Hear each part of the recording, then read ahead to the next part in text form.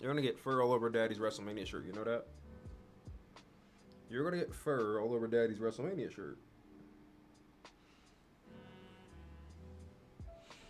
Da, da, da, da, da, do do do do do do do do do do do do. What's going on, chat? What's up? What's up? What's up? What it is, chat? What's up? How's everybody doing today? I don't know how many people are gonna show up here because I didn't really announce. Well, I did announce it, but I announced it pretty late that I was gonna stream. I was gonna stream today. Maybe nobody pulls up and I stream to nobody. But how's everybody doing? How's everybody doing in the chat? You got Neoni, Mate, what's going on? Michael Moses, Kev, Jacob, the wrestling fan. Yeah, man, I ain't gonna lie. I am like 30 minutes late to stream. Originally, it was supposed to start at 8:30. I bumped it to 9 o'clock because I ain't gonna lie to you. Your boy thugs it out sometimes, but he was a little emotional earlier, 30 minutes ago. I was on the phone with one of my friends who I met through TikTok, who was consoling and crying because the realization is set in that TikTok will be banned next Sunday. And for a lot of people like him, it's one of the ways they make money. It's one of the ways they make a living. They have built a community. They've built a foundation. And now it's all gone. It's all going to be gone. And I know the Supreme Court could step in and overturn it, but that doesn't look likely. And I don't think TikTok's going to sell. So, you know, he was emotional, crying to me. And when he was explaining all that stuff, that really set in with me. And once he hung up, I sat with it, and then I started crying. I'm not gonna lie, I cried. I was upset because, you know, I don't think people realize it. Like some of you don't realize it, and that's fine. But I really did build such a foundation of my content that you see now through TikTok. Like, yeah, I am streaming through YouTube. I'm streaming on this platform. I've been streaming on YouTube for 10 years now. But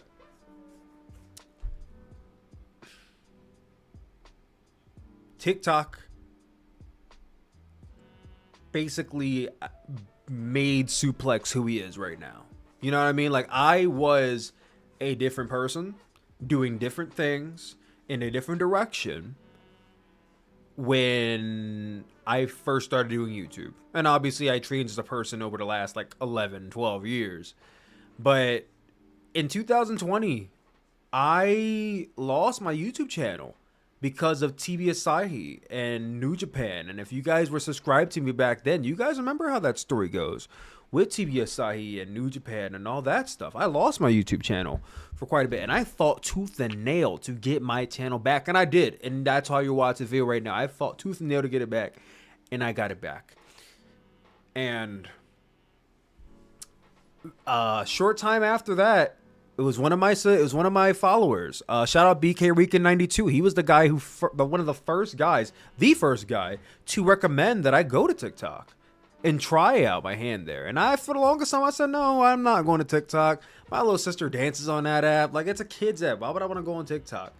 But I'm glad I listened to him because I went over there and, you know, it was me making skits for a little bit, trying to figure out exactly what my place was on that app. But through trial and tribulation and making videos, I found my little niche. I found my voice. Finally, I feel like I really found my voice on TikTok.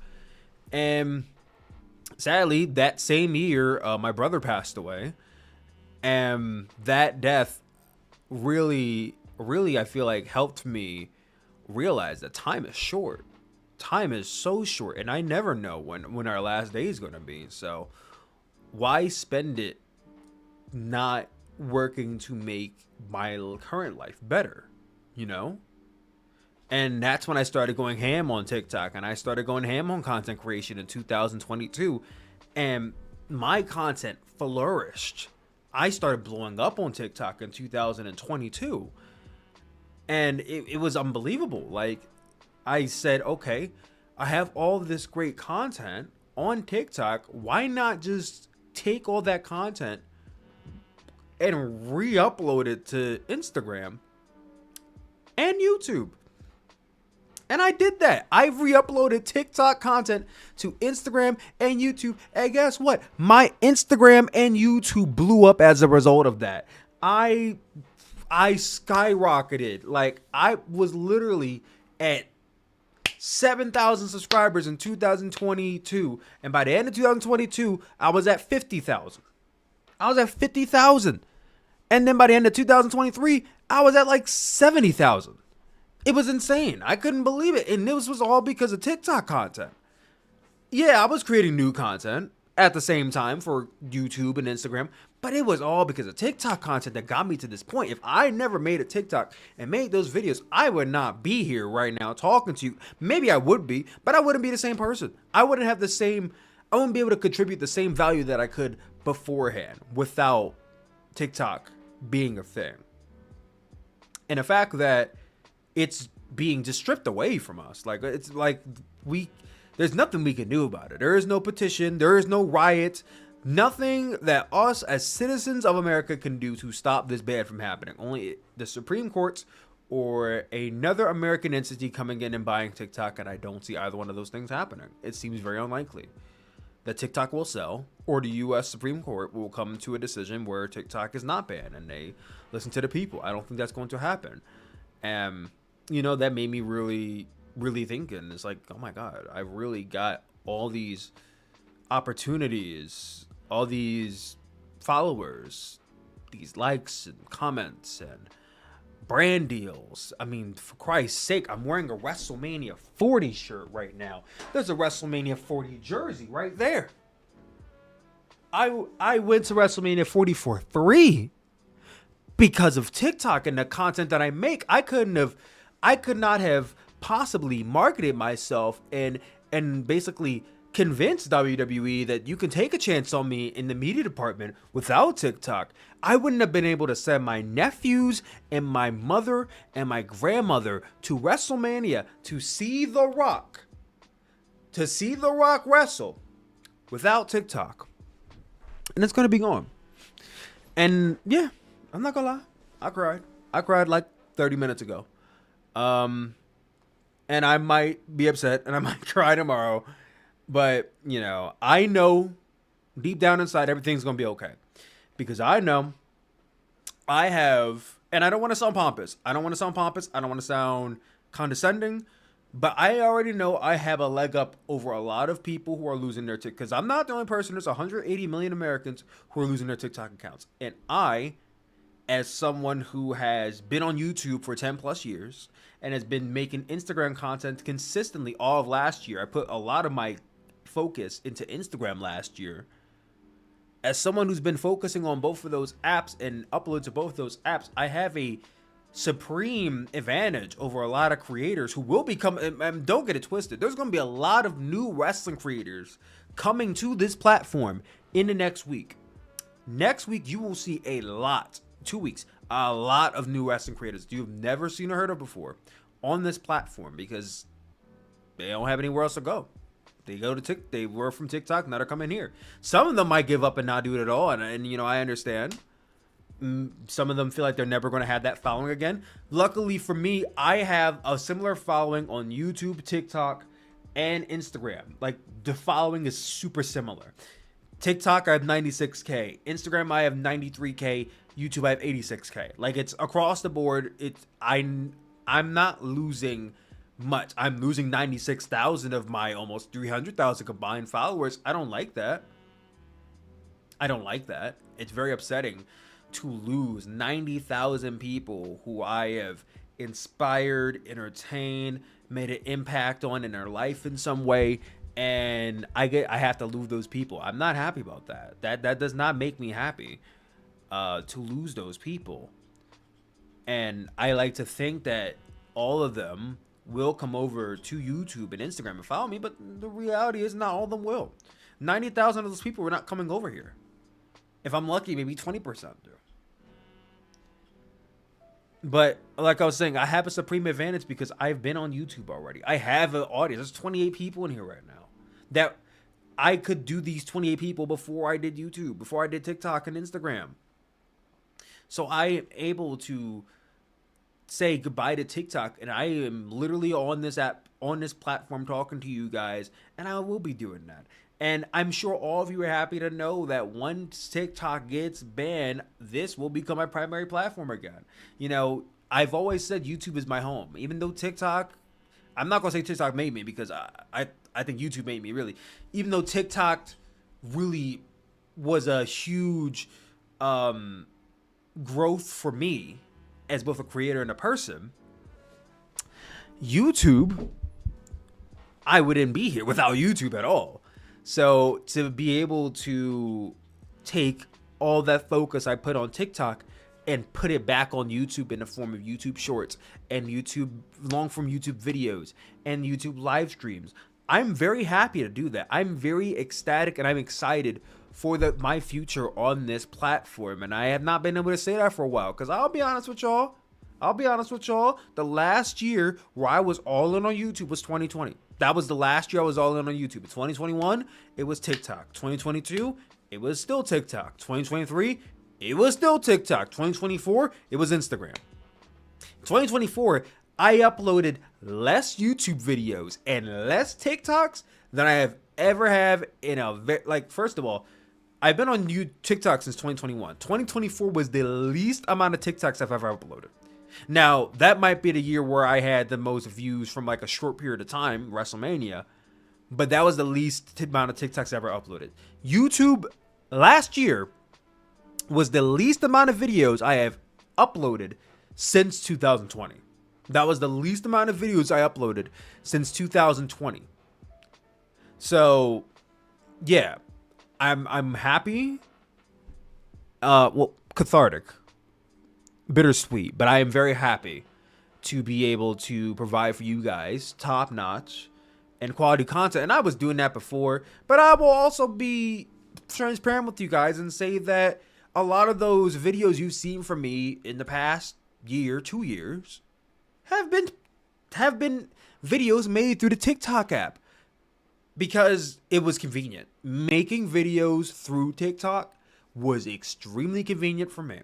I can literally open up my phone, click on the TikTok app. I was watching Soups, if you haven't noticed. Go to the TikTok app. That indeed happened to this app. Click on this button right here and literally just start recording a video. And when I'm done, I can save this video and just re-upload it to YouTube. And that's what I did for basically 2 years. And I'm happy to say, basically, I unlocked the cheat code, because before I was doing the TikTok shit, I was doing all of my videos on my computer in my studio that you see right now. I was doing videos from here. All of them were long form. I made nothing but long form content from 2020, from 2012 to 2020. I made nothing but long form content. Only in 2021 did I become a short form content creator primarily. But now I'm going back basically to long form content. And I don't want to say, oh, I feel like I'm forced to do that. In some ways I do feel like I am kind of forced to do that, but in other ways I see it as my way of adapting and getting back to my roots, and I'm happy to do that. And will it take more time for me to pump out videos? It might, because, you know, even though I never lost my ability to edit, I never lost my ability to produce long form content. That's not something I've been consistently doing for years. So it will take me some time to readjust back into doing that. I'm not saying that I won't do it, because I am, and I'm happy to do it, but it will take me some time to readjust back to long form content in terms of watching it in 16:9. The way you see this video right now is the way you will see YouTube videos primarily going forward after WrestleMania season. Starting next week, I will be making more long form videos shot like this. But it won't be a full transition until after WrestleMania, because I will still be making YouTube shorts for the most part and YouTube live streams. But I mean, I'm happy to be making long form content again. I'm excited for that. But it is very bittersweet that TikTok is going away, because, you know, it just feels like I'm losing a lot. I'm losing a lot, and I know that I'm losing a lot, and I'm not getting much in return. But I know I'm confident in my ability to provide you guys with the best content possible on this platform, on YouTube, the platform you're watching right now. I know I will do my very best, as I have been doing for the last 13 years. I've been doing content creation to entertain, inspire, and enlighten you guys the best way Sooplex knows how. So, yeah, that was a mouthful. I've been yapping for 15 minutes about TikTok because I needed to get that out. I will be streaming next Sunday when TikTok does officially get banned, and that will be like my morning, I guess. I'm mourning it right now. I'm mourning TikTok right now. I guess next Sunday will be like the acceptance, the grieving. And I've kind of already accepted that TikTok will be going away. I didn't get a chance to mourn or grieve it. And I feel like right now I'm in a mourning grieving process of TikTok because I've already accepted that it's going away. And by grace of God, maybe it doesn't. Woo, yippee. I mean, but it doesn't look likely. But again, I said it multiple times. I'll say it again. I am very happy to be back primarily on YouTube starting next week. And I can't wait to give you guys the best content possible. It is bittersweet to say goodbye to TikTok, but I understand this is possibly necessary in the next step of my consecration journey, in the evolution of my career path, and possibly my life. I didn't see it to be good for me when my YouTube channel got deleted back in 2020. But had that never happened, I would have never went to TikTok. I would have never created TikTok, and none of this would have happened. So in some ways, I'm actually thankful my channel got deleted in 2020. And right now, I don't see where the silver lining is. I don't see where the positive path is going to lead me to. But I'm sure, in turn, when TikTok does get deleted, it will lead to something good. I'm sure it will. I'm sure it will. And I know I'll be fine. And you guys will be fine too. And those of you who are watching me, I want to thank each and every single one of you who have been listening to me talk about this for the last 17 minutes. I needed to vent. I needed to air that and get that off of my chest because I've been sitting with this for quite some time. So once again, thank each and every single one of you who literally just sat there and listened to me talk about this. I'm going to probably do the same exact thing in 7 days when TikTok is finally gone. Is deleted off of the App Store, but you know, I wanted to talk about it now because I was just being emotional about it like an hour ago. And yeah, salut.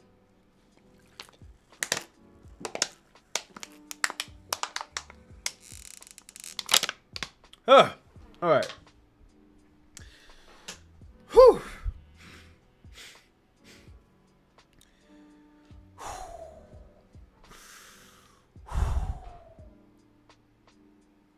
We're good. We're good. We're good. How we doing, chat? How we feeling? How we doing? God dang, drinking like you just played. Bro, I need to drink that water. Otherwise, if I didn't drink that water was going to come out from somewhere else. So I needed to drink that water. I have another one right here that I'm going to drink. So that way, water doesn't potentially leak from somewhere else.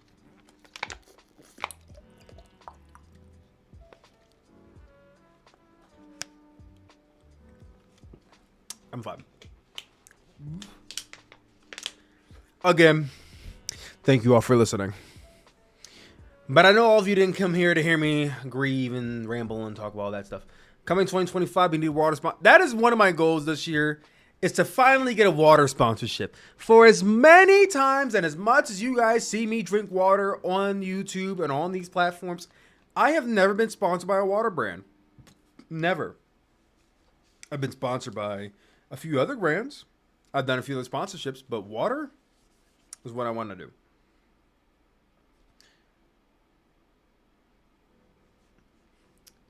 The Sandy's gross it is.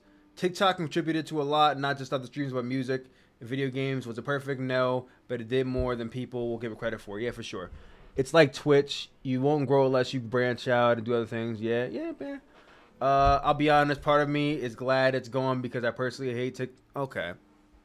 I hate takes like this. I really hate takes like that. No offense to you, DJ Barry, but that is a shitty take. because TikTok did not ruin society. TikTok did not ruin anything. The internet ruins everything. The internet as a whole ruined society and music and media. The entire internet is a fucking cesspool. Twitter is a cesspool. Fucking YouTube can be a cesspool. Instagram can be a cesspool. Reddit can be a cesspool. Facebook can be a cesspool. So I don't understand why everyone goes to TikTok as if TikTok is the only sole place where brain rot exists and all this other stuff fucking comes from. No, it is not TikTok. This is deflection. This is straight deflection. Because I guarantee you, when TikTok is gone and this shit still happens, you're going to blame another app. You're going to blame this app maybe when that shit happens. So I'm not coming at you directly, but like when I see stuff like that, it pisses me off. And right now, I've been talking about how much I love TikTok. So I don't want to keep on seeing comments like that because I'm going to start going off on people and I don't want to do that. So that's your voice. You're allowed to have it. But don't blame TikTok for the fact that the internet is shit. The internet shit because the internet is trash. TikTok didn't create the internet. So don't blame TikTok. Blame the culture of TikTok. Don't blame TikTok itself. If there is no TikTok, I don't think you might be here still talking to me because you were here before TikTok, but still. You get my point. Right, Tiger? Tiger has a bottle cap. I need to take it from him. I was sitting here wondering, like, where's my bottle cap? I have a water, but no bottle cap. This little boy, my cat, will sit around and he has all these toys. And see, he's looking for the bottle cap. Yeah, Tiger, I took it. You looking for this? You looking for this? I took it. You have a bunch of toys that I bought you. You have a cat tree. You have 5 different toys. But you want to play with a fucking bottle cap that you could choke on and die. See, part of being a parent is just making sure your child doesn't fucking kill themselves. Swear to God.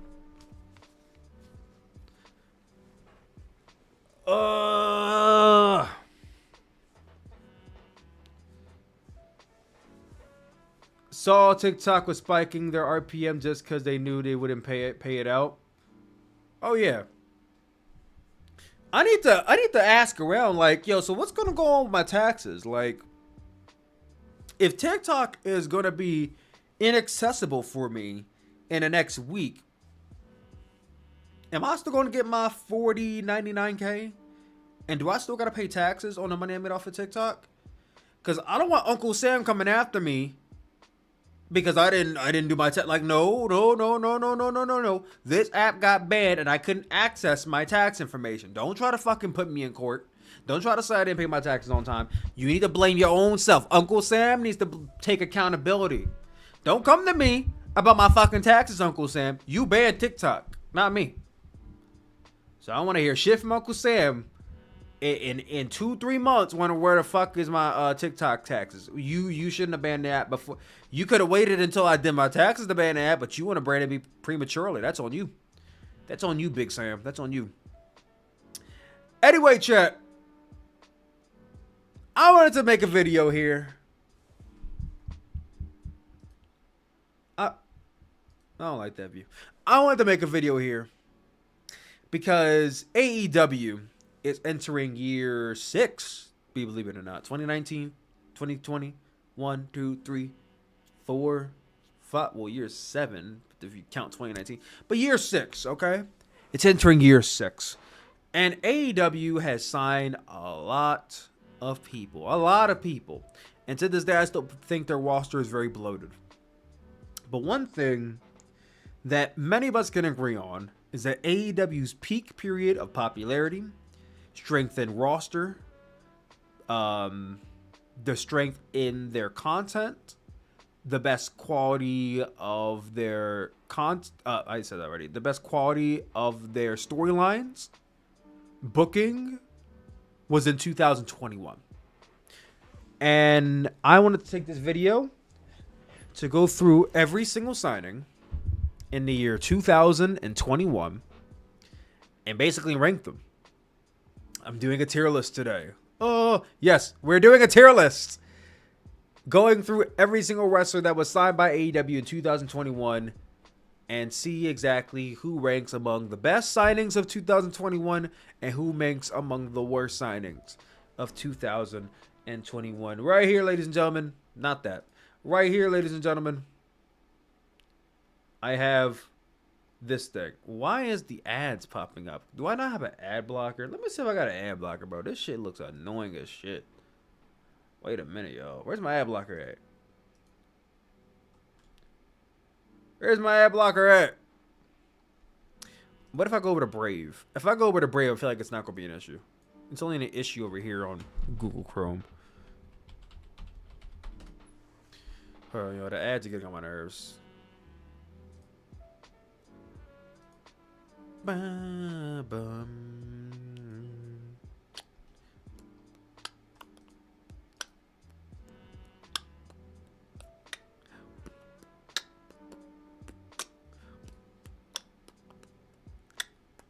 Okay, I'm over on Brave and there are no ads.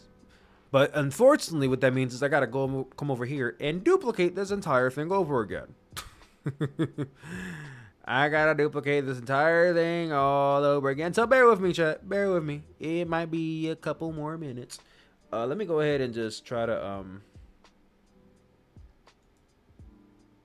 get the chat popped up in the corner. That way I can read what you guys are saying while this is going on.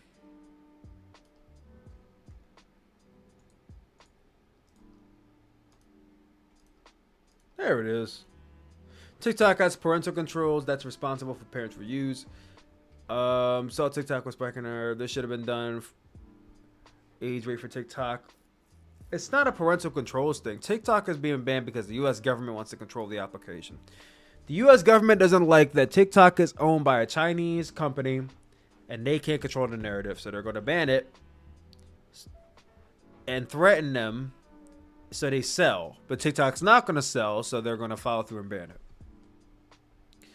They don't really care that it's good for the economy, that it's giving people thousands and thousands of jobs and paying people like me to make content for you guys. They don't give a shit about that kind of stuff. They don't give a shit about me and you, because if they did, they wouldn't have banned the app. But unfortunately, it will be gone soon. What a day, what a day.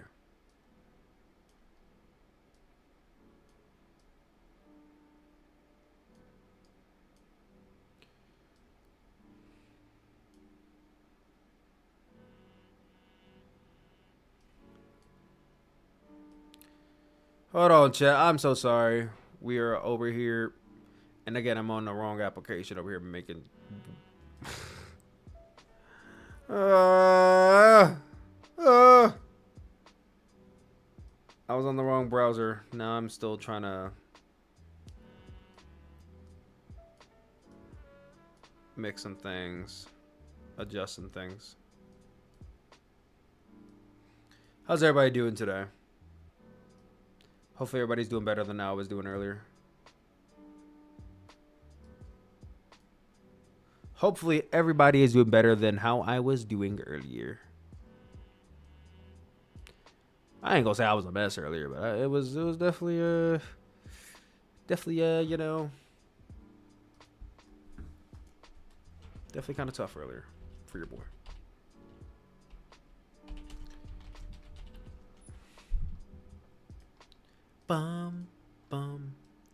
Again, I apologize, but Google Chrome has like 1,000,000,001 ads, and I don't want you guys looking at these ads while I'm trying to do this.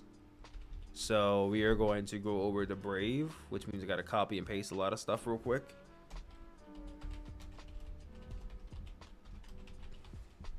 Also, this will likely end up being a YouTube video in the next coming days. So anybody who is here watching now, say hi to YouTube.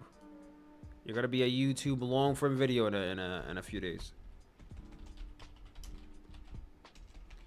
This is part of my content strategy now going forward. Now TikTok's gonna be gone. We gotta come up with new content strategies, and one of them will be making live streams where I'm recording content.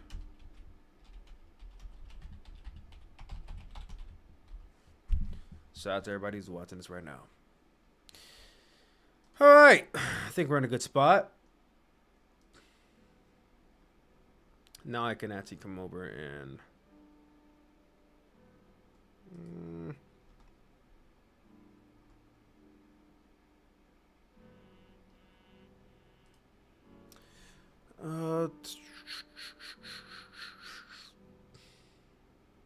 Come on. I'm so sorry again. Hi, Mom. I'm on YouTube. Yeah, shout out, Mom. What do you guys talk about now? Yeah, the U.S. government is just being paranoid, which they could be right or wrong on, but they're not going to do it in a good way. Most forgettable year of AEW, I think 2022, 2023. Definitely 2023 is their most forgettable year. I'm listening to this while doing my history homework. Shout out history class. I was actually really good at history when I was in high school. I knew my U.S. history. I knew every state on the map. I got A's in history, both in high school and college. Pretty good at it. Math, not too good at though. What's your history homework? Maybe Sooplex can help you. Is it World War II? Is it the bombings on Hiroshima? Because I was a fucking expert at Hiroshima and Nagasaki. I did like 7 book reports on that, and I got A's in all of them. It's a petty move, nothing more, nothing less. Yeah. Y'all ready for Kendrick Super Bowl? Yes, I am. Got hit with snow twice this week. I've been catching up with New Year's wrestling. Let's go. Let's go. Okay, chat. I think it's time. Ah! Go away. Go away. You're the wrong thing.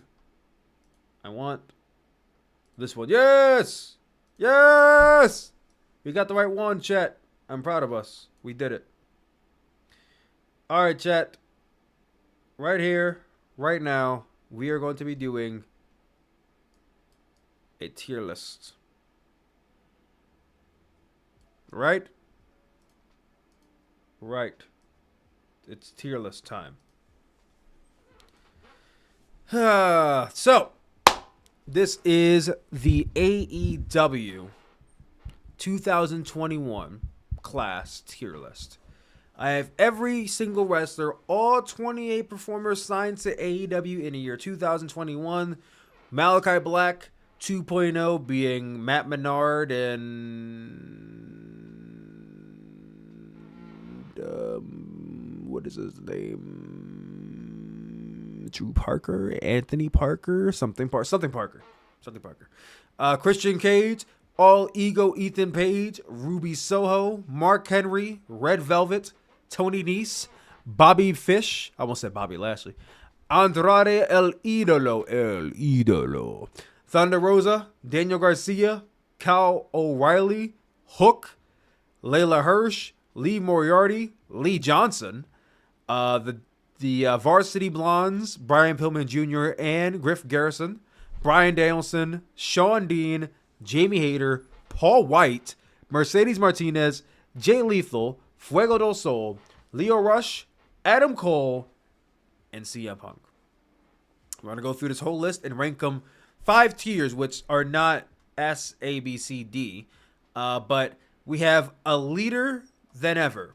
This is the top tier. I'll be ranking these people based on how they're being booked right now in AEW. So if I think, they're in a top spot, they are better now than they were when they were first signed, or they were great when they first signed and stayed consistent ever since then, they will go in their leader than ever tier.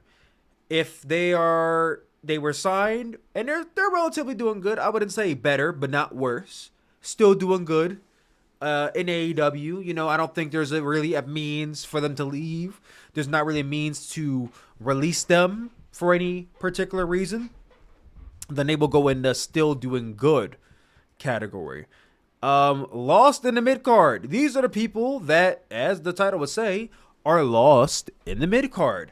These are people who have been signed with AEW for 4 years and have just kind of got mixed in with the other names that have been signed, because fortunately and unfortunately, AEW signed way more people in 2022 and 2023 and 2024. So this seems like a big crop of people, but there's a bigger crop when you go 3 years into the future, and when you sign more people and you're not Will Ospreay, you're not MJF, you're not Kenny Omega, you're not Jon Moxley, unfortunately, you might get lost in the mid card, which you'll go here. Number Yellow, release them. Listen, I'm not an advocate that anyone get fired from their job. I don't want to see people lose their job. However, this is the wrestling market as it stands right now. WWE is hotter than ever. It is controlled by Triple H and Nick Khan, who, for the most part, are doing a great job with the WWE products and generally treat their talent really well. So if these talent were to get released, I would be pretty comfortable with them going to WWE, mainly comfortable with them going to TNA or going to a New Japan, or I will tell you exactly where I think they should go or what might be best for them in my eyes. I don't know what's best for them on a personal level, but what I would do if I were them. So if they're in AEW, but I don't think they really need to be in AEW anymore, or they shouldn't be, they're going in a release them category. And they're all entertainment, a play on their all elite. This category is for people who already are no longer in AEW. If you are no longer contracted to the company, whether you're in WWE or TNA or New Japan or an indie, or maybe you left the wrestling business altogether, you will go into their all entertainment category because you're no longer they're all elite. And yeah, guys, that is the rankings and the listing. Let me get this chat up in the corner real quick. I want to see if I can pop you guys out right here. Pop you guys out right here. Hold on, let me see this real quick. Boom. Okay. Okay, hold on. We're cooking. Oh! Hold on, chat. Yes. Soon, I will be able to make this chat better looking. But for now, it will stay right here in the corner. For now, chat, you shall stay in the corner. Right here. Boom. Okay. Oh, JT, what's up, JT? Streaming on a Sunday? Yes, sir. Yes, sir. Streaming on a Sunday. I wanted to make a video, and I said, you know what? Let's go live and then make it into a video later. I figured that'd be a great idea. All right, chat. Let's do this. Starting off the list with Malachi Black. Okay. Malachi Black was one of the first major names signed to AEW in 2021. I still recall his debut in AEW in June of 2021 when he kicked Cody Rhodes in the face and he started a feud with Cody Rhodes. And that led to him leading a faction called the House of Black with Brody King, Buddy Matthews, later Julia Hart. And they were a pretty successful faction in the very beginning. I mean, they mowed down everybody. They won basically all their feuds. They were AEW Trios champions at one point, held those titles for a good bit.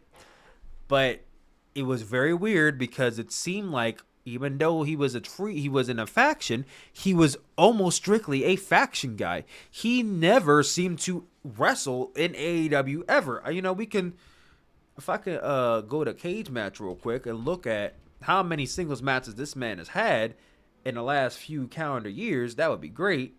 Hold on 1 second, y'all. Let's look this up. I want to say he probably has only wrestled like maybe 10 times in the last like 2 years. Maybe more. Singles wise. Okay, let's count the singles matches here. Now you got a long list right here going to AEW. But let's count the last 2 years, 2024 to 2022. There's 1. Okay. There's 2. There's 3. There's 4. There's 5. He only wrestled 5 singles matches in all of 2024. We're off to a bad start. He didn't wrestle at all. He didn't have not one singles match. Not one singles match in all of 2023, according to this. Not one. 2, but we don't count this because this is an AEW. So let's go back. I think it was 5 or more than that? 1, 2, 3, 4, 5. Okay, let's go back down. We're not counting this because that's not AEW. We're at 5 right now. Okay, 2022. 6. 7. So from 2000, maybe we'll count 2021 as well. maybe you should count 2021 as well. We'll be impartial, count 2021 as well, but right now it's just 7. Okay? 8, 9, 10, 11, 12. That's not even better. So, in the 4 years Malachi Black was in AEW, he wrestled 12 singles matches. Mind you, he got injured once, and it might have been a major injury, but he wrestled 12 times in 4 years. And this is not Roman Reigns. This is Malachi Black. Malachi Black has had a litany of trios matches, but only 12 singles matches. And Malachi Black is a great talent. There's no reason why this guy, you have him under contract and you don't have him competing in singles matches. Other than Tony Khan really had nothing of value planned for him as a singles guy, which is ridiculous to me. I'm going to go straight for it. I think he should just be released. I think Tony Khan should just let him go. Tony Khan obviously has no plans for him, and this has been very apparent for the last 2 years, I feel like. He has no plans for Malachi Black, especially as a singles star. So I will let him go. I think Malachi Black is going to be all WWE when his time is done. I think he's going back to WWE as Aleister Black, which in retrospect, maybe he should have stayed, but that wasn't his choice. He got released during the COVID cuts. That being said, I'm sure he will do better back in WWE under Triple H. And Triple H treated Malachi Black great. He treated Malachi Black like a unworldly being. Not much like, not I want to say the Undertaker, but like this mythical being in NXT. And we didn't really get to see a lot of that on Raw when he got called up because Vince didn't know how to use him properly. But back under Triple H's regime, I think Malachi Black, Aleister Black, will do just fine. 2.0, Matt Menard and Chet. I need you to help me out here. Who is that? What's his name? What's his name? I don't remember his name. Someone tell me. Matt Menard, what's his tag team partner's name? Angelo Parker, thank you. Thank you. Angelo Parker. Matt Menard, Angelo Parker. I'll be honest, I don't even really remember most of the tag team matches they had. When they first came into AEW, I remember all the smart marks talking about how this is a big deal. 2.0 was such a great tag team in PWG and all that stuff. And I said, okay. And I watched them wrestle FTR, and I watched them wrestle the Varsity Blondes, and I watched them wrestle the Dark Order, and I wasn't impressed. I'm not saying they're not good wrestlers, but I was not impressed by them. To this day, there's not a single great 2.0 match I can tell you that ever happened in AEW. Matt Menard has made a pretty decent commentator from the glimpses I see of him in AEW. I think he's a pretty decent commentator. Angelo Parker, I believe, is having a kid, Ruby Soho, so he's out.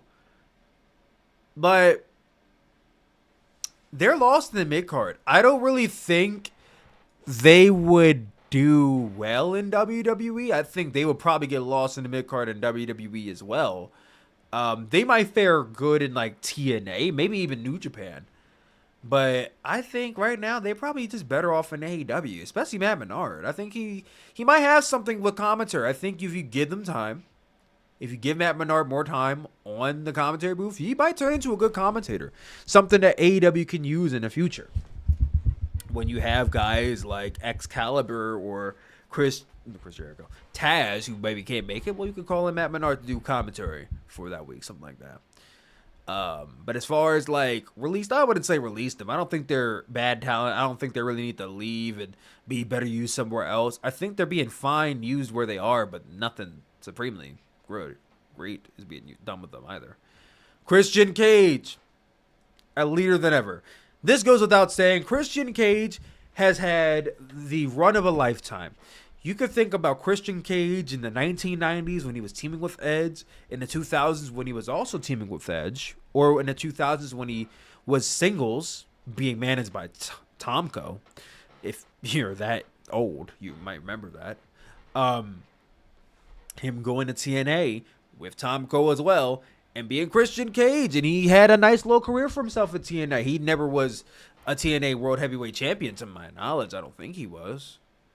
Or maybe he was, but I forgot. But he did fairly good in TNA. I think even better than his WWE run in some ways. But I don't think anyone predicted when Christian left WWE in 2021 and went to AEW that he would have the career resurgence that he had in 2023. Because in 2021, he was still babyface Christian Cage, and it was okay to see him on TV. You know, no one was freaking out when they saw Christian Cage appear on AEW Dynamite. I mean, he beat Kenny Omega for the TNA World Heavyweight Championship, and he main evented All Out. But it wasn't anything crazy going on. But in 2022, when he turned heel and he basically became Father of the Year and entered that storyline with Hook and entered in that storyline with Jungle Boy, who I think really helped elevate, and I'm not saying Jungle Boy elevated Christian Cage, but really helped elevate the character of Christian Cage. I mean, him being a possession of AEW's Money in the Bank contract in some ways that he seems to never want to cash in for some reason. And he's what, 50? How old is Christian Cage?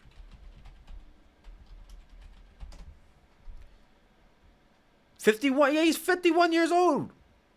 This guy's 51 years old, chat, and he is having the best run of his career. So yeah, if you ask me, he's a leader than ever. I don't really think he can go any higher than this. I think Christian Cage is at his peak. I think there is no better time in his career than right now. And he might very realistically win that AEW World Championship when he cashes in. Now, do I think he needs to have a long, lengthy reign with it? No. I don't even think he needs to be AEW World Champion longer than a month. I think you can just have him win the title, give him that moment, and then he can lose the title back like the next pay-per-view, and he'll be okay. But even him having that is just crazy. His TNT title reign was great too. He should have a late. No, he doesn't need one. He doesn't need it. Christian does not. I think having a 51-year-old AEW World Champion is really going against what AEW is supposed to be. You could have him be AEW World Champion. Listen, his run has been so great, I would not. And you guys know, I am all for advocating for pushing younger talent. I've been an advocate for pushing younger talent for years and will always be an advocate for pushing younger talent. But this 51-year-old man has had such a great career that if he wins the AEW World Championship, I won't be disappointed. I'll fucking clap it up for Christian Cage when he wins it. And I'll say, all right, great moment. When's the next pay-per-view? Who are you dropping it to? I'm not fantasy booking the next 6 months of a Christian Cage world. No, you don't need to be world champion that long. You have your moment, that's fine. Sting, same thing. Won a tag team titles, had his moment, cool. He's retired now. You could do the same thing Christian Cage. He don't gotta retire, but he don't gotta be champion for like 6, 7, 8 months at a time. He's cool. Win it. He could win it literally in February and drop it next month in March. And I'm not gonna cry about it. He'll be okay. All ego Ethan Page. All entertainment because he is no longer in AEW. His AEW run was just disappointing. I'll be honest with you. When Ethan Page first got signed to AEW, I knew who he was through his TNA run. I didn't know much about him through his TNA run, but I knew who he was. AEW never booked him in a way that made me honestly believe he would ever be anything big in that company. Now, I saw glimpses of what could be with Ethan Page through his promos, through his passion, through his wrestling. The minimal I saw of him in AEW, I saw glimpses of talent with Ethan Page. But he got stuck with Scorpio Sky in this tag team that went nowhere. And he was just doing the tag team stick for like 2-3 years. And then he finally got released and he went to NXT. Became NXT champion within 2 weeks of being with the company. And then this guy is now in a segment with The Rock last week. Ethan Page was in a segment with The Rock last week. That shows you just how far he has come. Him being all entertainment was the best decision he could have ever made for his wrestling career. And you can't convince me otherwise. Ruby Soho. Probably similar. Lost in the mid card. When Ruby Soho came into AEW, it was a cool moment. I don't think anyone was really like, oh my God, Ruby Soho, she's going to be the next big thing in AEW. No, I don't think anyone really said that. But I think she's kind of had her place in AEW the same way she kind of had her place in WWE as like the gatekeeper, I don't want to say the enhancement talent because I feel it's kind of disrespectful, but the one to put people over. Like, that's kind of been her role in AEW. She's there to help women, help that women's division come along in their own way. And I think she's doing a great job. I think she's lost in the mid card, and I don't really think she's gonna be doing much above the mid card when she comes back. I mean, you can always slot her in the AEW World Championship scene or the TBS Championship scene, but will she ever win it? I don't think so. I would be shocked if she does. I would be happy if she does, but I don't think she's going to win it. I wouldn't release her because I don't really think she doesn't have much of a place in AEW. She has her place. You can't operate a wrestling company with the mentality that every single person in that company is going to be main eventers, because that's just not true. That's not true. You need mid-carders. You need people who are going to put others over. You need backstage hands. Ruby Soho is that. As of right now, she is that. Mark Henry does not wrestle, so he's lost in the mid-card too, just by default. Actually, he's still doing good. We'll put him in that category by default because he doesn't wrestle. He's doing exactly what he needs to do. Red Velvet.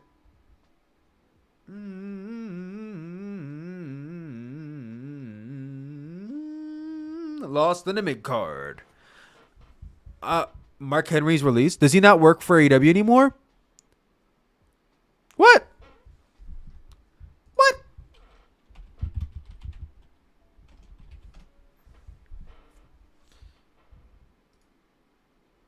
When did he leave? When did he leave AEW? What the hell? When did this happen? Chat, when did this happen? Yo, this shows you how up to par I am with AEW. When did he leave AEW? 24, he announced that he would not be renewing his contract. He would be leaving the company and on. Damn, that was back in May? Bro, I didn't even know. I didn't even fucking know. All right, well, he's all entertainment now. I don't know. He's on his own podcast. You know what? That's fine, because Mark Henry really did nothing in AEW. Like, he was all... What did Mark Henry do? Can anyone tell me, outside of backstage correspondence, what did Mark Henry do for AEW? The floor belongs to you, chat. What did he do? Because I'm not trying to be disrespectful, but I really don't recall him doing anything. He was a backstage correspondent. It's time for the main event. Okay, he was the guy on Rampage. Okay, cool. But outside of that, he ain't do nothing. He ain't really do anything. So, yeah, there's not really much to say here. Tony Nese.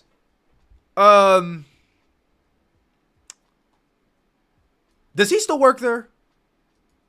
I'm gonna be doing this a couple times. Does Tony Nese still work there? Okay, he still works in AEW. Okay, well, if Tony Nese still works in AEW, he's lost in the mid-card. He's in Ring of Honor. He's doing things in Ring of Honor. What is he doing in Ring of Honor? I couldn't tell you because I don't watch Ring of Honor.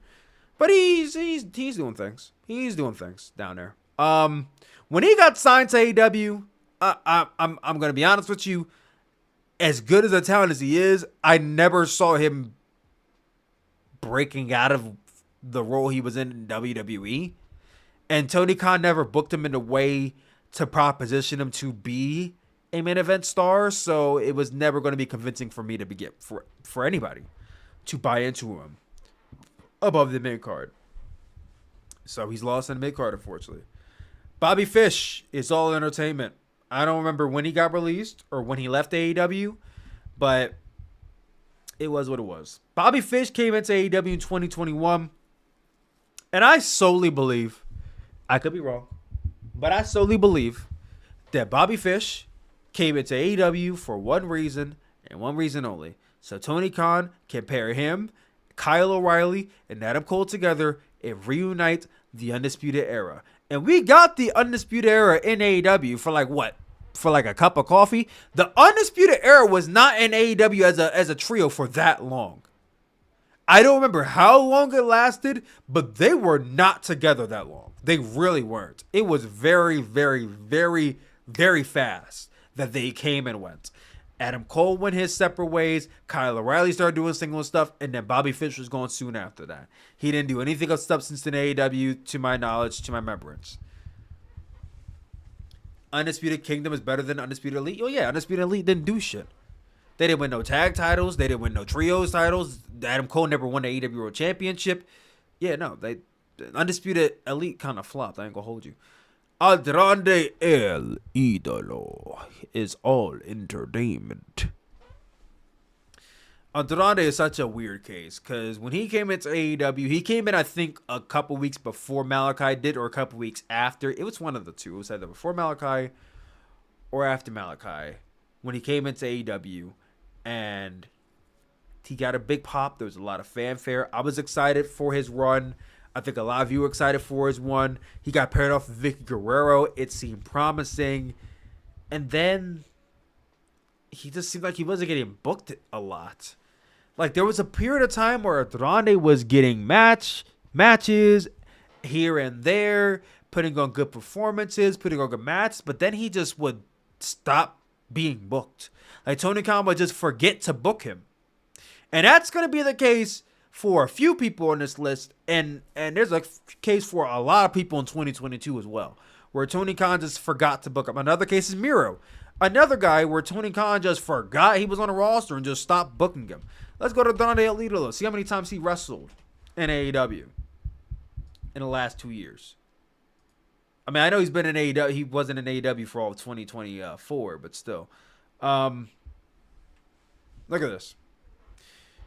2023, he wrestled more than Malachi Black did. That's shocking. He wrestled Miro. Where? Rampage? Oh, Worlds. And I forgot. I didn't even know that match happened. I ain't gonna hold you. Eddie Kingston. Collision. I didn't watch Collision. Claudio. Collision. Brody King. He wrestled him on Dynamite. Cool. Joey Janela. That was in GCW. But look at this gap right here. Look at this gap. Oh, never mind. I forgot. This website goes day, month, and then year. I thought this was like a gap. I thought they were saying this man didn't wrestle for like 4 months. But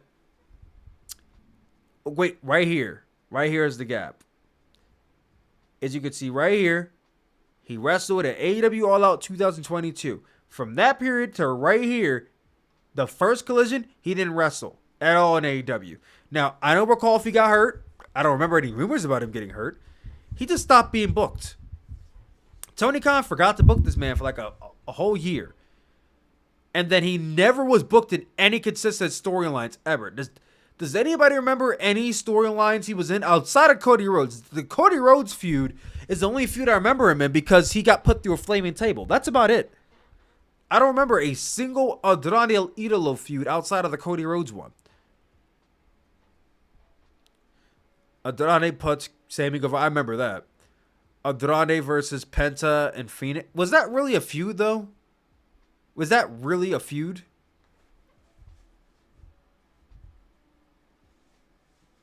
I mean, it might have been a feud on like Rampage or something. He fought Sammy. Andrade versus Pac. Okay, thank you for reminding me about that. I almost forgot that was a feud too. What year was that?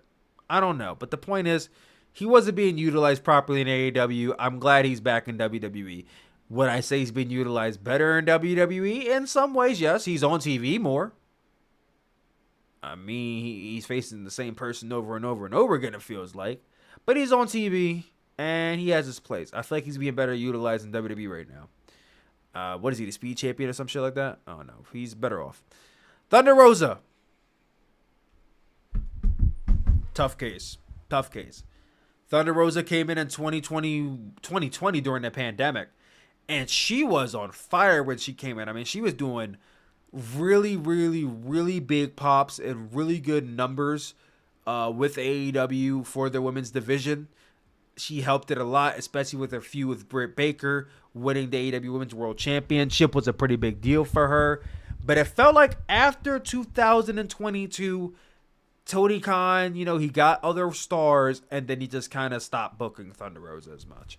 He kind of forgot about her. Now, I can't say he didn't book her at all, because he did.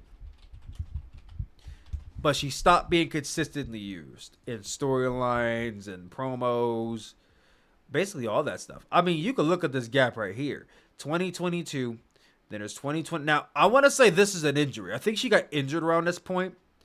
But even then, this little stretch right here, a lot of this is Collision and Rampage. And everybody knows, the most important AEW show is Dynamite. So if you're not on Dynamite consistently, most people are not going to see you, unfortunately. And fortunately for Thunder Rosa, you go through this list, most of it is Collision or most of it is Rampage.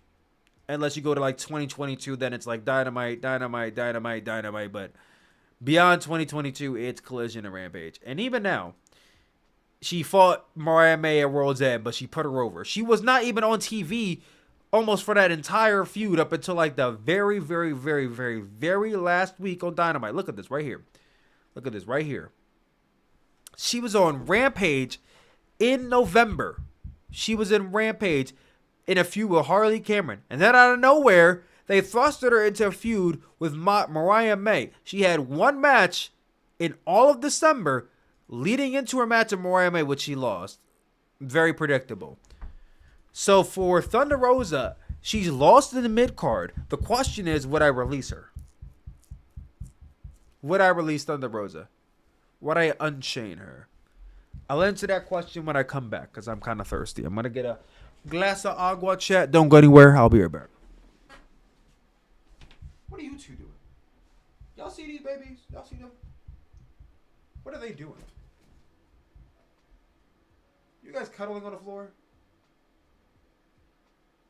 Why are you looking at me like that?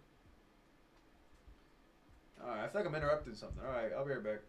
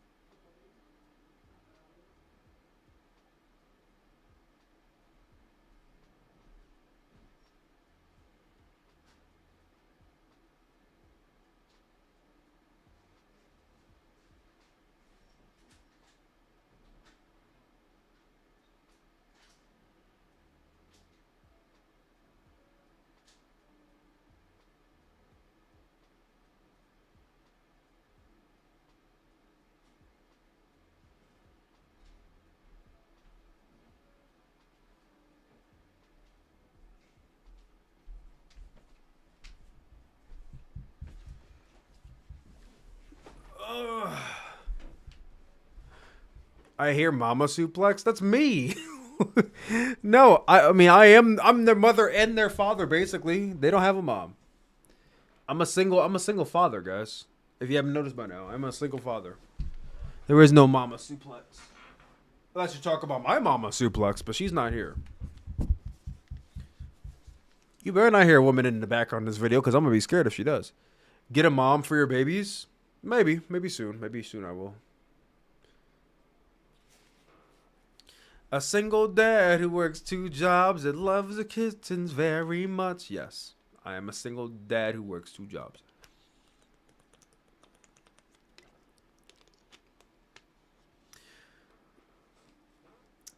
Oh, I heard you say hi, mama. Oh, when I said hi, mama, I was talking to Nala. I'm like, hi, mama. Hi. Like, that's how I talk to my girl cat. No. My mom's not here. If you heard me say hi, mama, I was talking to my girl cat. I call it like mama. I call like Tiger my big boy. Like, I have pet names for my pets. Back to the video. Thunder Rosa, guys, where did you determine Thunder Rosa goes? Would you release her, or do you think she's just lost in the mid-card? Would you release her or keep her in AEW? What would you do with Thunder Rosa?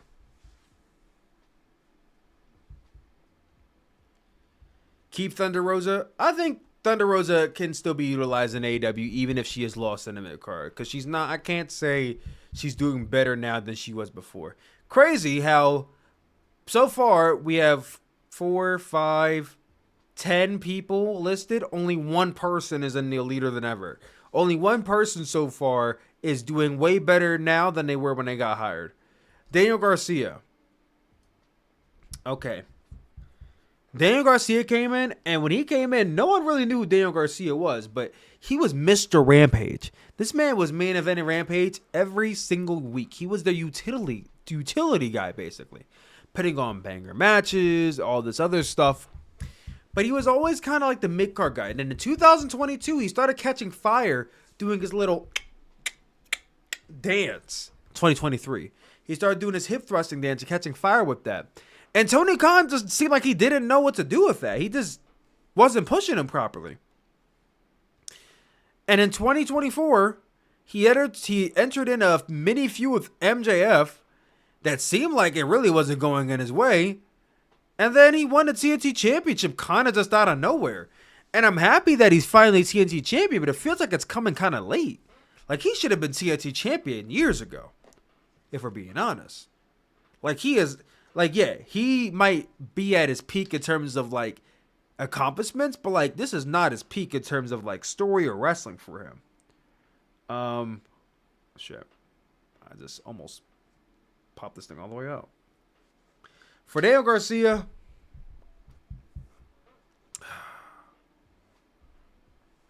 okay, he's either still doing good or lost in the mid-card. What would I put him? Oh shit, no, he's not going yet. He's not going yet.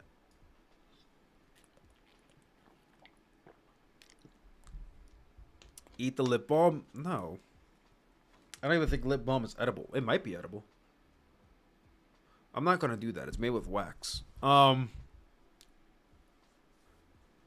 we'll say he's still doing good. I think he's still doing good.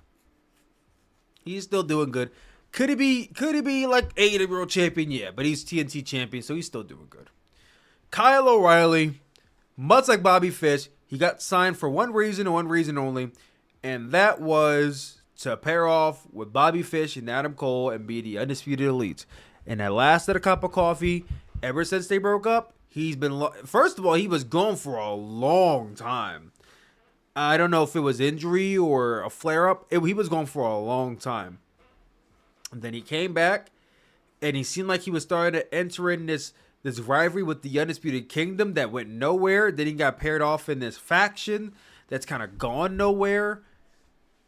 Kyle O'Reilly, I think, has got slotted into the mid-card scene. But I think he'd be a nice utility guy. I wouldn't release him. Not that I don't see the potential in Kyle O'Reilly elsewhere. How old is he? Is he like, what, late 30s? 37. He's in his late 30s.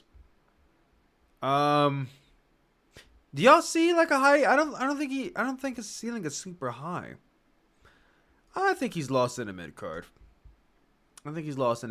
I wouldn't release him though. Hook. Do you guys remember the memes that were made with Hook when he first came in? I remember when Hook first came in, I was a big hooker. I was one of the biggest hookers there was. And man, oh man, have I fallen out of being a hooker, because Tony Khan uses him for one like sole purpose. It feels like the FTW championship was his ceiling. That was all he was ever doing. Now, he has since basically retired that championship. And he has done nothing since he retired that championship, a feud with Chris Jericho and have little matches here and there on Rampage, Collision, and ROH. Hook has fallen from grace from where he was. I might be a hot take, but I think Hook might do good in NXT. Now, would I release him? I would just book him better. I think he's lost in the mid card. It's not like he's incapable of being an AEW, TNT, or international champion. He needs to be booked better. But since his father's in AEW, I don't know if he's going to NXT anytime soon. I don't know. I think Hook still has a shot. Now, if we come back 1 year from now and Hook's not doing shit, then release him. But this year should be a year that Tony Khan figures out what he wants to do with Hook. Layla Hirsch. Release her. Release Layla Hirsch. Layla Hirsch has been with AEW for 4 years, and she has been a utility girl, but she's also been just gone for like long stretches of time. So much so that I forgot she was even signed to the roster. If you are gone for so long that I figured you're signed to the roster, I think they should just release you. I think she will do great in Stardom. I think she would do great in a TJPW. I think she might even do... She's short. I don't know if she would do that good in WWE due to her... Well, no. She's a woman. She's a woman. So her height might be fair for her. I could see her killing it in the Japanese scene.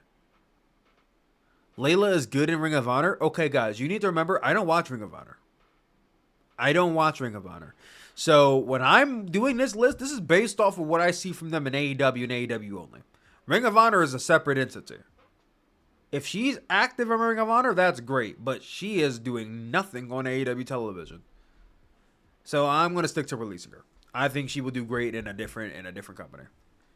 She'd do Money and Margot to Stardom. She would. 100%. Lee Moriarty.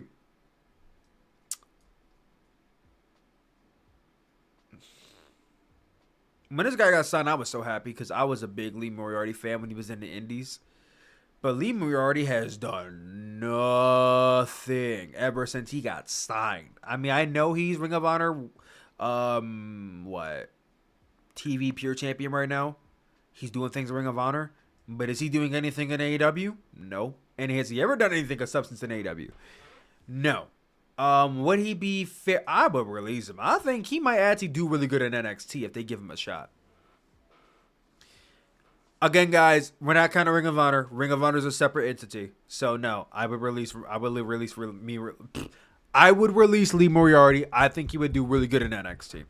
Or great in New Japan too. Well, he's black, so how great would he do in New Japan? But no, I think he would do great in NXT. Lee Johnson. I think he's a backstage hand at this point. If he's still with AEW, let's see. No, let's not do that, please. Let's not dox me. Please don't dox me. That would be embarrassing. Okay. Lee Johnson. Whoa, that's not the right Lee Johnson. That's not the right Lee Johnson. Okay, so basically he's in Ring of Honor. That's what it sounds like. All right, well, Lee Johnson, I think he's lost in the mid-card. I think he could stay in AEW and still do good things for them in terms of the mid-card and helping backstage with that kind of hand stuff. Would he do good in other companies? Maybe, but I don't know. I don't know how good he would do because we don't really get to see him that much. The Varsity Blondes, Griff Garrison, Brian Pillman Jr., they're all entertainment. Brian Pillman Jr. he's Lexus King. Griff Garrison, I think he's still in AEW. You guys could comment if he's in Ring of Honor now. I wouldn't be too shocked if he is. But Lee Johnson over Lee Moriarty. Well, Lee Moriarty I think could do better somewhere else. Lee Johnson, I'm not too sure if he could. So yeah, I would keep Lee Johnson in AEW and release Lee Moriarty so he can go somewhere else and kill it. But Griff Garrison, Ring of Honor, but hurt right now. Well, we're going to say they're all entertainment since Lexus King is there. Lexus King is in NXT, and he's doing better than he ever did in AEW. And I never saw them doing anything super special with either one of these two, so maybe it's for the better. Brian Danielson was one of the best signings AEW has ever had in their entire inception. He is one of the best signings that AEW has ever had. He has done nothing but put on great matches. fantastic matches, fantastic storylines, be a part of some of the best moments in AEW history, be a part of some of the best storylines in AEW history, has helped massively backstage, has helped massively in so many great departments. So I don't know if I would say AEW treated him better than his run in WWE because he was in WWE for much longer. But in the short period he was in AEW, you can compare it to his WWE run because that's how great he was utilized there. Out of all the people on this list, I think Bryan Danielson was utilized the best besides the last one. So yes, Bryan Danielson, a leader than ever. Shawn Dean, from what I understand, he's a great hand backstage. I think he's lost in the mid card, but I also don't think he has much. I don't think he has much of a place in AEW beyond that. And I would like to see him possibly do other things. You guys can feel free to tell me how he does in Ring of Honor. Again, I don't watch, so it's a separate entity. But I think he's lost in the mid card. Jamie Hayter. Jamie Hayter first came into AEW. She was one of the very first people that came into AEW, not signed, but helped them out in 2019. Then she was gone for like 2 years, came back in 2021, re-signed with the company, and she was having good matches. People were wanting her to be in the main event scene. She finally had her moment. I don't know if it was at Wembley or after Wembley, but in 2023, she won the AEW Women's World Championship, held on to that title for a few months, quite some time as AEW Women's World Champion, having great matches, got hurt, and then was gone for a long time. She has since come back and has been stuck in the mid-card ever since. I'm not gonna lie, Jamie Hayter, I think she hit her ceiling. I would release her. I don't think Jamie Hayter is going any higher than she was in 2023. I think Jamie Hayter should be released, and she can either go back to Japan, because I thought she was doing great shit in Stardom before she came over to AEW. She could easily go back to Stardom, go into Marigold, go into TJPW, go into Ice Ribbon, and kill it. Or she can go to NXT. TNA could be calling her name. She'll be great anywhere. She will be great anywhere. But AEW, I think she reached her glass ceiling already. I think she reached her glass ceiling, and there's so many other women's talent in AEW right now that she has been lost in the shuffle, and I don't know if she's... I think she could come up to the TBS title scene, feud with Mercedes, and hopefully beat her, but I don't know. I think she'll be better off in WWE or elsewhere. What's unfair? There's still more she could do in AEW. She just came back. Okay, I mean, listen, I'm not saying there's nothing she could do in AEW. Obviously, there's still people she can face and people she can feud with. 2024 site, I just don't see where she's going to fit in the main event scene right now. I don't see it. Again, she was at her peak in 2023, then she got hurt, and now a lot of women have stepped up since then. I'm not saying it's impossible for her to reach that point, but I think she will fare better in WWE. So I would release her. Again, when I say release them, I'm not asking for them to be fired directly, but I think it would be better for their careers if they were to get released and go elsewhere. Next is Paul White. Is Paul White still in AEW before I even talk about him?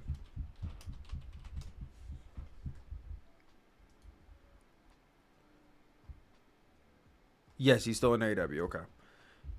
He's ROH's booker. He books ROH. Is that real? Is that are you being truthful? Is he really the booker of ROH? Yeah, I don't think it is. It's Tony Khan. Tony Khan ain't let nobody book shit but him. She's hit her ceiling, and they have more opportunities on people to push. She's not getting pushed over Monet, Willow, Statlander, Storm, May, or even Rosa. Yeah, she's not. Paul White. I mean, he came in as a backstage hand. That was the main reason he signed, and that's the main reason he's probably going to stay. Mercedes Martinez, I think y'all release her. I mean, she came into AEW basically as a veteran, helping out with the roster and helping advance the women. But she was never, I think, brought in to be like a major player for the women's division. And we've seen that over the last few years where she is almost never on TV anymore. On top of that, there's already Mercedes in a company named Mercedes Monet. I'm actually shocked she might. Is she still with AEW? Because I would be shocked if she still is. She might be in Ring of Honor right now. Oh, see, y'all see that? I searched up the wrong Mercedes. Jesus Christ.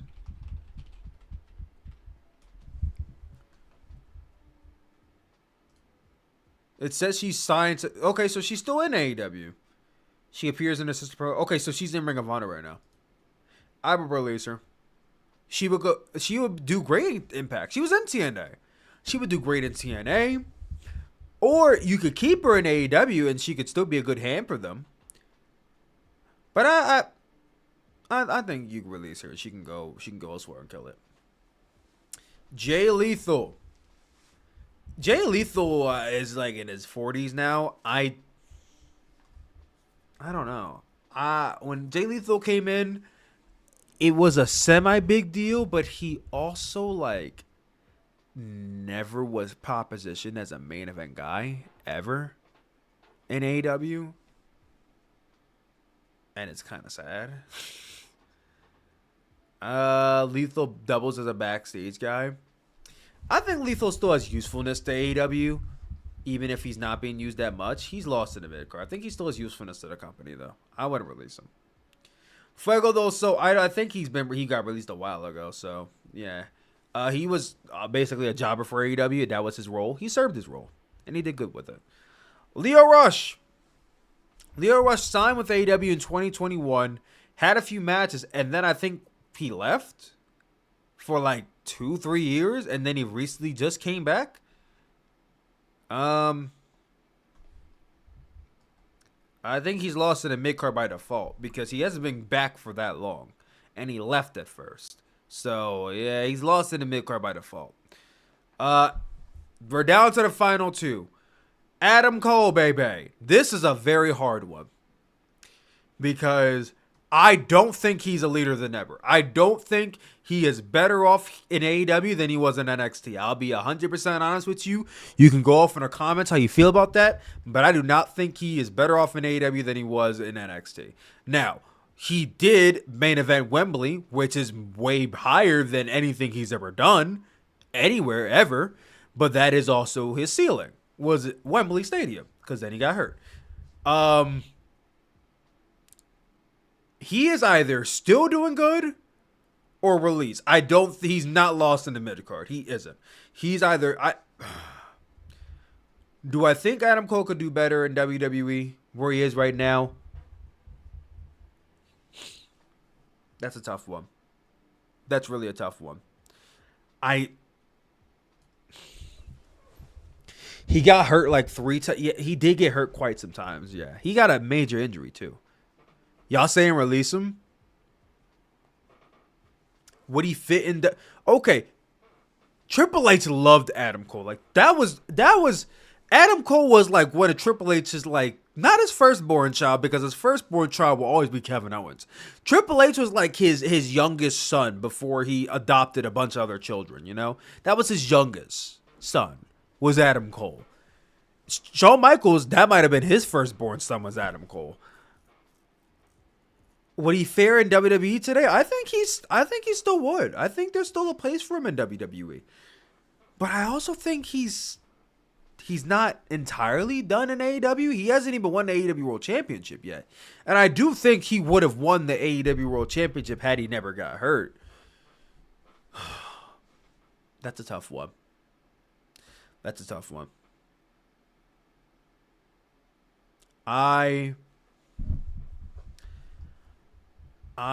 Do I think there's still usefulness with him in AEW though? Like after this MJF storyline is done, and it looks like it's done, where do I see Adam Cole going? I don't know. I don't know where he's going after this. I truly don't know where you go with Adam Cole after that MJF storyline ends. The Undisputed Kingdom, like, does anybody care? Does anybody care about that? I think he might have hit his ceiling. Unfortunately, the injury might have killed the main event push he had coming for him. Maybe it's best if he does get released and go back to WWE and maybe see how that he would fare over there. Because Adam Cole's not old. He's like what, 34? 35. Okay, he's 35. He's turning 36 this year. He's not that old. He's getting up there. But Seth Rollins is what? 40? Seth, Roman, and what's his name are turning 40 this year. So he's not that old. You know what I mean? He's not that old. Roman Reigns was Adam Cole's age 4 years ago in 2021. And that's really when he started hitting his stride. So if anything, I think Adam Cole goes back to NXT, where I think he'll be forced to basically bulk up. And I think he might have a better run for himself. And lastly, CM Punk. We all know where he is right now. And yes. Do you guys think he is doing better in WWE now than he was in AEW? I think by default you can't even say yes, because he was injured. He's been injured for most of his WWE run. I can't even say yes to that. He's been injured for most of his WWE run. Can you guys really say yes that easily? Think about it. He came back in November 2023. He wrestled at the Royal Rumble. Then he got injured and he was out of wrestling for like 8 months. He was hurt for most of... All right. Fair point. Fair point. He was hurt for most of his AEW run too. That's a fair point. But he was AEW World Champion 3 times and was in the main event the entire time. He was in AEW and was the main eventer the entire time. He led Collision. He main evented almost every Dynamite he was in. I don't know. That's really tough. He's a part-timer now. I mean, practically he's booked like one. That's really tough. Most of y'all said yes. I don't know if his AEW run is better than his WWE run or vice versa, but I don't think I could say yes to that immediately. I don't think I can. But my question now is, if he never got released by Tony Khan, do you think he would be in a better spot now than he is in WWE if he never got released last year? I think hindsight 2020, if Tony Khan never released CM Punk after that fight, CM Punk probably would have been in another fight very soon after that. It seemed like he was very much ready to leave this company. He did not want to stay in AEW any longer. So I don't think there was any future for CM Punk in AEW after that last fight, because he didn't want to be there anymore. So I think it was for the better that he got released.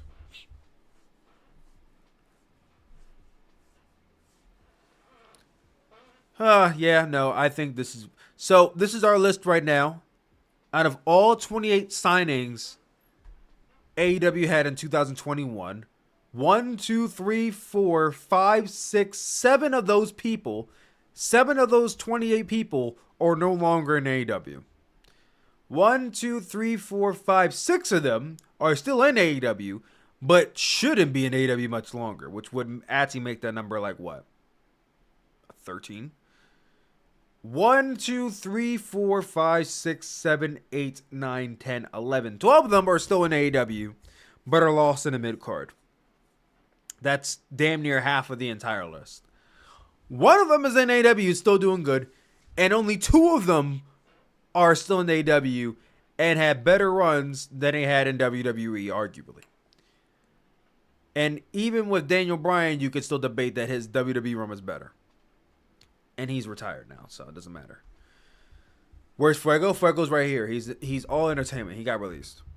Per Garcia man is alone. Yeah, I put him there because you guys wanted him there. I mean, if I'm being honest, you know what? He's good there anyway. He's good there anyway. He's good there anyway. He's fine. But yeah, guys, that's my list. What do you guys think about my list? Well, this is what happens when you have like 100 people on your roster. Almost 80% of them have to be mid-carders by default. You can't have a roster of 100 people and have 50 of them be main eventers. That's not possible. That's not possible. So by default, 80% have to be mid-carders, you know?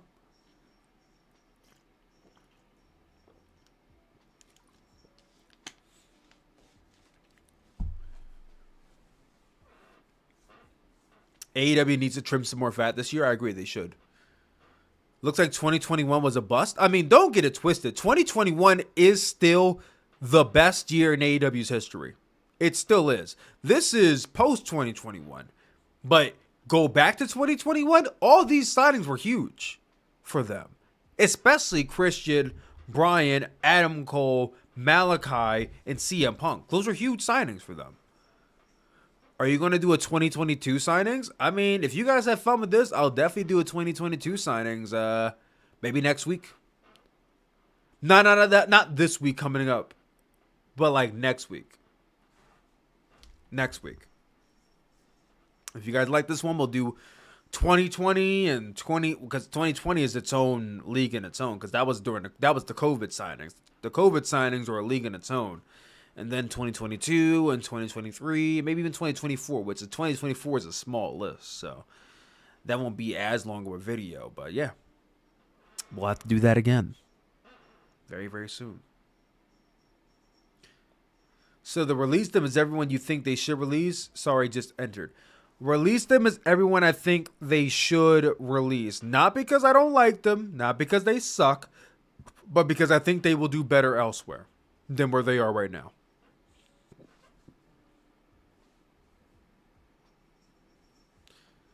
Jay Lethal should have been in TNA. I agree. But anyway, guys, that is my list. That is my video. Thank you all for tuning in to this live stream. We're going to end it right here because I'm about to go and eat dinner and then probably chop this video up and upload it as its own YouTube video in the next coming days.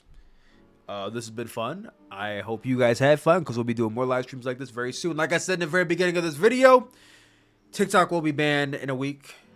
And that means you'll be seeing way more content from me in 2025. And I know for you guys, that's a great thing. For me, it's a great thing. Bittersweet, because I have to get rid of the application that really set the tone for this. But it's a great thing. I'm really happy to be back doing more long form, more short form on YouTube Shorts and live streams in 2025. We're going all in on YouTube in 2025. My goal this year is to finally get that silver play button. Last year I could have done it, but I was focusing mainly on Instagram, so I stunted my own growth. But this year, it's all about YouTube, baby. This year's all about YouTube, baby. Don't burn yourself out, though. Oh, no. TikTok going away is almost kind of bittersweet for me, too, because I won't pressure myself into trying to focus on 3 platforms at once. Now it's just 2. Now it's just YouTube and Instagram. And it'll be a lot easier for me having to do that way. And I've learned from my mistakes of trying to grind super hard. So when's the movie content? We got a movie review dropping tomorrow. We got more movie reviews dropping very soon. This month, January, I said to myself, I'm going to take this month to focus more on wrestling for 2 reasons. 1, Raw on Netflix is a big deal. And 2, the Royal Rumble is coming up because the Royal Rumble is a pretty big deal for wrestling. So I'm taking this month to mainly focus back on WWE. And then once movies start coming out, because honestly and truly, literally no movies except for like maybe 2 are coming out this month. January historically has never been a good month for movies. All the bad horror movies released in January, and then that's it. Anyone who directs and makes film knows that if you want a good chance at your movie doing well in the box office, you release in February, from February to November. You don't release in December and you don't release in January. Those are generally never good months. Unless you're Sonic the Hedgehog 3. Otherwise, you don't release them. Why did you make me film my homework? The GOAT Suplex is on live. Don't blame me for that. Come on now. I offered to help you with your homework, so don't blame me, okay? Don't blame me. What are you eating for dinner? I am going to eat some tteokbokki. You should do one on NXT. I'll have to see if I can. But yes, JT, movie review dropping tomorrow. Probably right after Raw. So look out for that. Anyway, guys, this has been fun. I love each and every single one of you. Have a good night. Be safe. And schedule for this week. Tomorrow, I will be live for Monday Night Raw at 8 p.m. Eastern Time. Come back here tomorrow, 8 p.m. for Monday Night Raw. It's going to be some good matches. Lyra Valkyria versus Dakota Kai for the inaugural Women's IC Championship. Ludwig Kaiser and Sheamus. Think there's a street fight with Damian Priest and Finn Balor. Should be good shit. Tuesday, Sooplex versus Chat, episode 4. It's going to be a good one. That's happening at 9 p.m. Eastern Time. Or it might be 8 p.m. depending on how I swing it. Well, we'll see. I'll update you guys tomorrow. Wednesday. There is no stream on Wednesday. Thursday. Sooplex versus Chat, episode 5, but it's the special episode, episode 6, but it's the special episode because it is the Survivor Series edition of Sooplex versus Chat. Champions from Chat, champions from Souplex's brand go head to head in competition, and if a War Games match is needed, then it will be had. The winning brand will get what? I don't remember, but we'll figure it out. And then Sunday will be the first edition of Sooplex in the Morning, which is titled Sooplex in the Morning with a U, because I will be mourning the banning of TikTok. And then I will also, in that stream, I didn't announce it, but I will also be doing my very first, movie discussion thing where I'll be talking about the Oscars, because the Oscar nominations will be announced on January the 19th. So we'll be doing Oscar nomination talk. We'll be talking about TikTok, the future of Sooplex on YouTube and Instagram. We'll be talking all the wrestling that happened that week. A bunch of shit happening on Sooplex in the Morning, 9 a.m. this coming Sunday. Not today, but this coming Sunday. That being said, guys, it's been a wild ride. It's been fun. Have a good night. I will talk to you all soon. Love you. See ya.